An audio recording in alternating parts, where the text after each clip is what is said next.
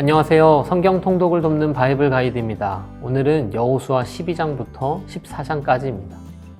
땅을 정복했으니 이제 분배해야 할 차례입니다.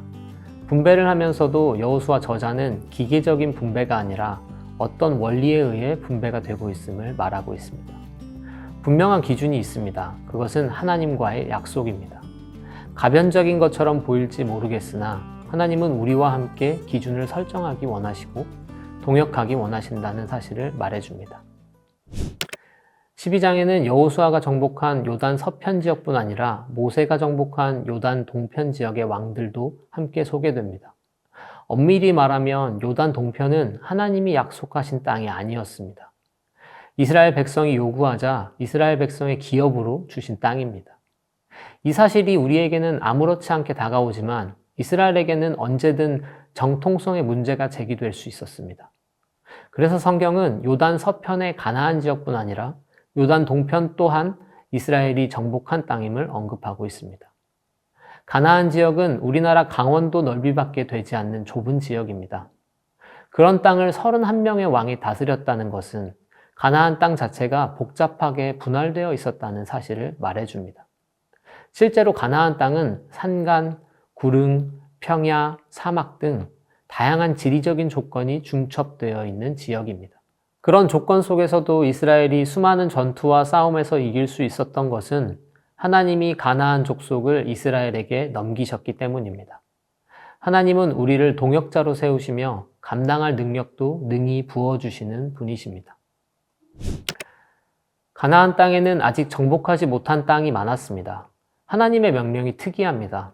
정복하지 못한 지역들을 포함하여 모든 땅을 분배하라고 말씀하십니다.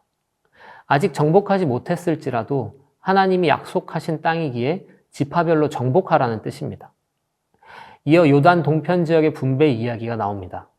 동편 분배를 잘 읽어보면 레위 지파의 기업 이야기가 불쑥 튀어나옵니다.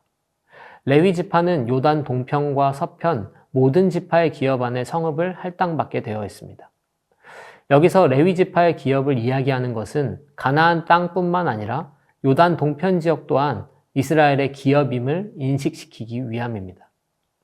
레위인들은 하나님의 일을 하는 자들이었기에 그들이 요단 동편에 있다는 사실만으로도 시사하는 바가 컸습니다. 14장은 요단 서편 땅의 분배를 다룹니다. 13장의 요단 동편 땅 분배와 상응합니다. 그 중에 갈렙의 이야기를 주목합니다. 6절에 보면 갈렙이 그니스 사람이라고 하는데 그니스 족속은 가나안 족속 중 하나였습니다. 출애굽한 이스라엘 백성의 대열에 합류해서 유다 지파의 지도자가 된 특이한 인물이었습니다. 어떻게 이런 일이 가능했을까요? 순수 혈통이냐 아니냐에 관계없이 하나님의 약속에 대한 성실과 충성의 여부가 중요하다는 것을 보여줍니다. 하나님은 갈렙에 대해 다음과 같이 평가합니다. 오직 여분네의 아들 갈렙은 온전히 여호와께 순종하였은즉 그는 그것을 볼 것이요 그가 밟은 땅을 내가 그와 그의 자손에게 주리라 하시고, 갈렙은 하나님이 약속하신 헤브론 산지를 받고 아낙 자손을 쫓아냅니다. 갈렙이 크고 견고한 성읍인 헤브론을 자신의 성읍으로 삼을 수 있었던 것은 하나님을 순전한 마음으로 따랐기 때문입니다. 하나님을 철저하게 신뢰하는 자들에게 약속의 땅은 선물로 주어진다는 것을 알 수 있습니다. 땅을 분배하는 작업에서도 중요한 것은 하나님의 약속이었습니다. 하나님이 이스라엘의 요구에 대해 약속하셔서 요단 동편이 이스라엘 땅으로 편입되고 하나님의 약속에 신실했던 그니스 사람 갈렙이 유다 지파로서 헤브론 산지를 점령합니다. 약속에 근거한다면 차별이 없습니다. 심지어 하나님은 약속에 성실하신 분이시기에 이스라엘과 하신 약속대로 점령하지 못한 땅을 점령하게 하십니다. 하나님의 뜻과 계획은 반드시 이루어집니다. 그 과정에서 하나님은 우리에게 믿음을 요구하십니다.